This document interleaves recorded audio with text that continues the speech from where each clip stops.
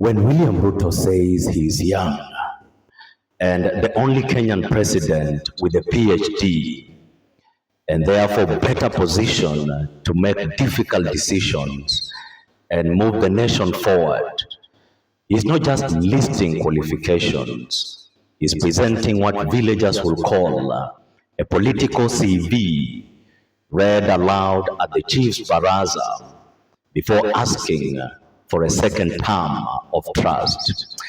I want us to unpack this political statement with practical wisdom and some bit of humor. You see, Nandi elders were right when they said that a young man can run fast, but an elder knows the road. By emphasizing youth, the president is telling citizens, I have energy, I have stamina, I am strong enough. But wananchi quietly ask, energy for what?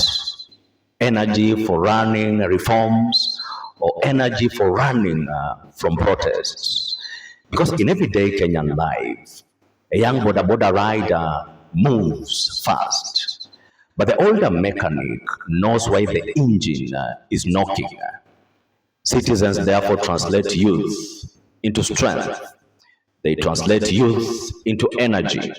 They translate youth into stamina. They translate youth into God's speed. But you see, they still need to be shown clear direction. So when the president talks about the fact he has a PhD, this introduces the factor of education versus expectation.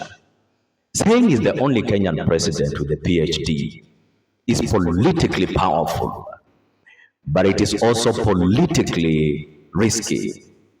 Nandi elders were right when they said that the higher the monkey climbs, the more people see its tail. You see, education raises expectation. A Mama Mboga hearing these things and says, if the president has a PhD, then surely my cabbage prices should also graduate from suffering. A university student hearing these says and things, excellent, Mr. President. Now let the economy also pass its exams. A government employee hearing these says and things, fantabulous, Mr. President. Now return the dignity of the payslip. Because in African politics, when a leader mentions academic credentials, citizens immediately expect PhD level solutions, not certificate level results. When he says, I'm the only person who can make difficult decisions, this statement amounts to the strongest political line in what the president says. Nandi elders were right when they said that when the river is rough, the passengers watch the paddler carefully. By saying he's the right person to make difficult decisions, the president is telling the country these tough policies are intentional, not accidental. But wananchi respond like passengers in a matatu climbing a steep hill, where the driver says that the route is difficult but necessary. But passengers say, fine, Mr. Driver, but are we reaching Nakuru or just circling Naivasha? You see, leadership during hardships always invites scrutiny. If this speech by the president is played in a rural trading center, the discussion usually sounds something like this. The first trader says, the president is young. The second trader says, the president has a PhD. The third trader says, the president can make difficult decisions. Then the oldest man near the weighing scale quietly concludes that even the cock that crows loudly must still prove morning has come. Meaning credentials must produce visible sunrise.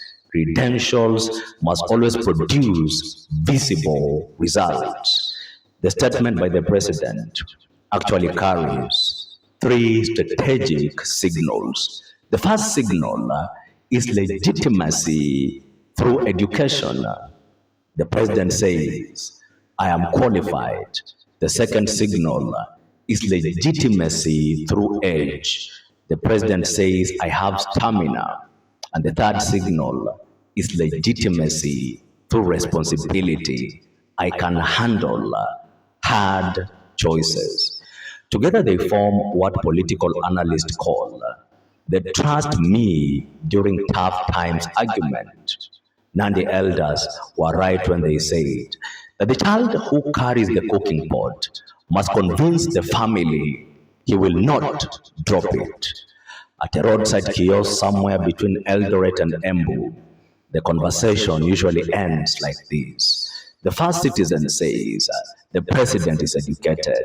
The second citizen says, the president is energetic. The third citizen says, the president can make tough decisions. But you see, the fourth citizen, starting three like a philosopher says, that is very good.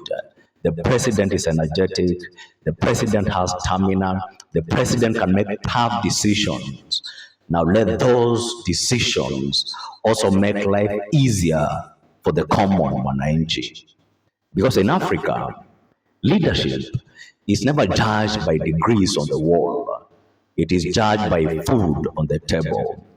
The president's message essentially says, I have the education, I have the stamina, I have the energy, and I have the courage to steer the country through difficulty. But you see, wananchi quietly respond with another timeless proverb that however strong the wind, it must still feel the granary.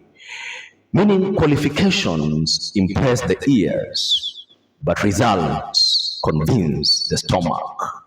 My name is Biketi.